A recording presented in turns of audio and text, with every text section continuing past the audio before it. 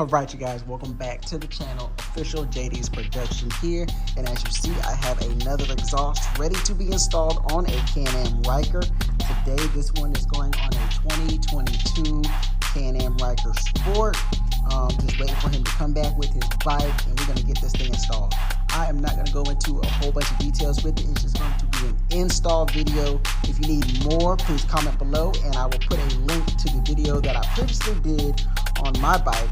But for you guys on this video, I'm just going to do a very quick install. So let's go ahead and get into it.